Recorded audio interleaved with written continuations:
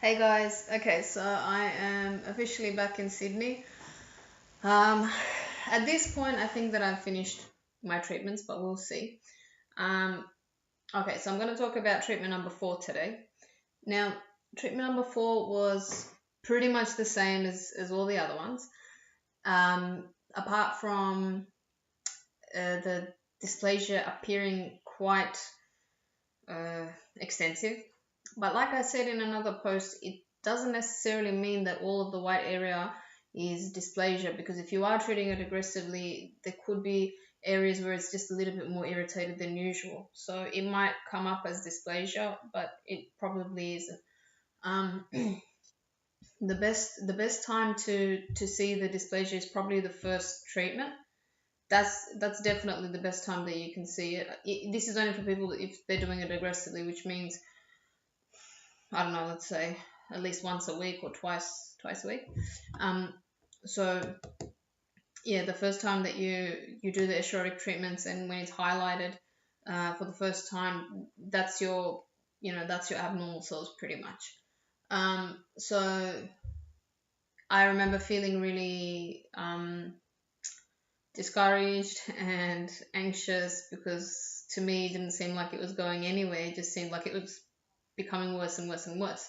But that's the day that I got a better understanding of how the Escharotic treatment works. So when I was reading about all these ladies on Inspire that were saying, you could see it, I could see it every single time I went to him, the improvement. That's because those ladies went in every month, as opposed to going in every week. So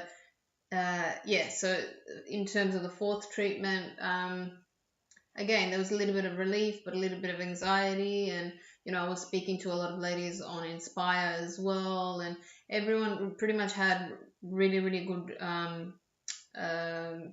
comments about Dr. Nick Leroy in Chicago, and they didn't really have any bad comments about him, and especially in terms of the treatment. So, I mean, in terms of the treatment, I can definitely vouch for it. I mean, at this stage, I don't know how much of it I've cleared, but I know that it's definitely not sin 3 anymore. It's definitely not sin 2.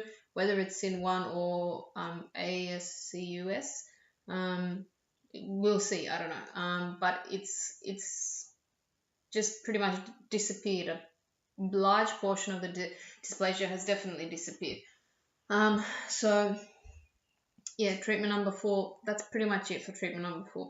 There's nothing much to it. The only thing that uh, this is another thing that I wanted to touch on. Yeah, so I don't know if I mentioned in any other posts, but I did develop warts, and what I decided to do was, at this stage, because I was doing the aggressive treatments, I thought, okay, I'll use the herbal mixture that my naturopath gave me, which was antiviral and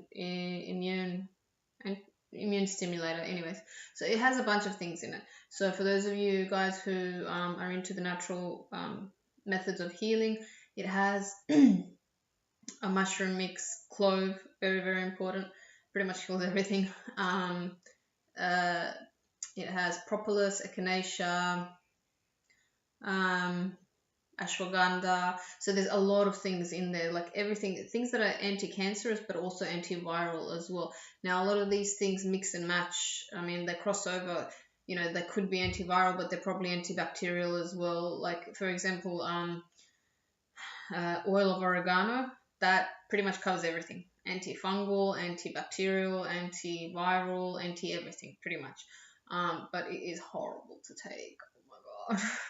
Anyways, so what I did was, by then I was, because I had the warts on my chin somewhere, and I had some up here now. Like, there's one there, but like it's just staying there kind of thing. So I'm not really gonna touch it. But I did have one like up here. So what I did was I, kind of took it off with my nail, and then I put the herbal mixture on, because it was pretty much antiviral for everything, and it's pretty much gone away, that one. These ones have pretty much disappeared as well. So but again, it's the immune system. You got to get the immune system going to get rid of them as well. So I mean, you can do as much as you want on the outside, but you got to get the inside fixed, because that's where the problem lies. That's the root of the problem. So they're the two things that I was doing for treatment number 4. So doing the treatment and actually trying to get rid of the warts, which I think in my case was pretty successful. So for anyone out there that's considering using natural methods for warts, I have read online that oil of oregano has gotten rid of them for some people. I know that clove is very, very good for it. But if you guys do use oil of oregano or even clove, just be aware of the fact that it does burn. It'll burn your skin, but all that's gonna heal. Like, trust me, I've tried everything, so I know a lot. I mean, just think about it this way: if you use bloodroot on your cervix and the cervix is healed, then what's oil of oregano or clove? I mean, yeah, it's true that bloodroot is mixed with zinc chloride, so it makes it corrosive. But still, I mean, in that corrosive state, your cervix still healed. So essentially, it's all this other stuff will be fine. So yeah, so that's that for warts.